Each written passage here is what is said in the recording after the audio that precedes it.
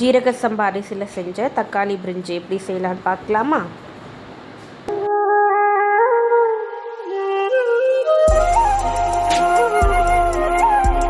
ஒரு டம்ளர் ஜீரக சம்பா அரிசி எடுத்திருக்கேன். அது 1 ஹவர் ஊற வச்சு எடுத்திருக்கேன். இந்த மாதிரி ஊற வச்சு எடுத்துக்கோங்க. ஒரு குக்கர் வச்சு அதில் 4 ஸ்பூன் எண்ணெய், 2 ஸ்பூன் நெய் சேர்த்துட்டு பட்டை, கிராம்பு, கடல்பாசி, ஏலக்காய் எல்லாம் சேர்த்து நல்லா பொரிஞ்சதும் 2 வெங்காயம் நீட்டாக அரிஞ்சு வச்சுருக்கேன். அதையும் சேர்த்து கோல்டன் ப்ரௌன் ஆற வரைக்கும் நல்லா வதக்கி எடுத்துக்கோங்க. வெங்காயம் நல்லா வதங்கினதுக்கப்புறம் 1 ஸ்பூன் இஞ்சி பூண்டு பேஸ்ட் போட்டு அதோட வாசனை போகிற அளவுக்கு வதக்கி எடுத்துக்கோங்க. இஞ்சி பூண்டு பேஸ்ட்டோட வாசனை போன உடனே 3 தக்காளி நீட்டாக அரிஞ்சு வச்சுருக்கேன். அதையும் சேர்த்து வதக்கிக்கோங்க. தக்காளி வதங்குறதுக்கு தேவையான அளவு உப்பு சேர்த்து வதக்கிக்கோங்க.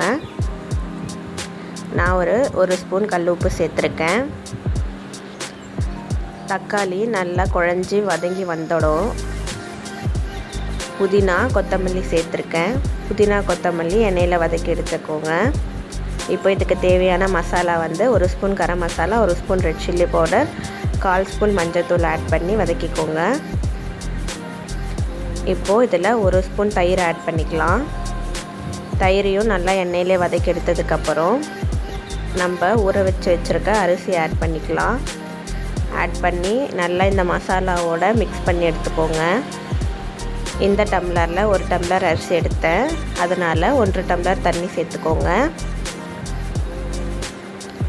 1 டம்ளர் தண்ணி சேர்த்ததும் தண்ணி நல்லா கொதித்து வரணும். இப்போது ஒரு அரை லெமன் புழிஞ்சிக்கலாம். 2 விசில் வச்சு எடுத்திங்கன்னா நமக்கு தக்காளி பிரிஞ்சி ரெடி ஆகிடும். இந்த மாதிரி நீங்களும் வீட்டில் செஞ்சு பாருங்கள். செஞ்சு பார்த்துட்டு எப்படி இருக்குன்னு கமெண்ட் பண்ணுங்கள், லைக் பண்ணுங்கள், ஷேர் பண்ணுங்கள் and subscribe to my channel. Thank you for வாட்சிங். பாய்.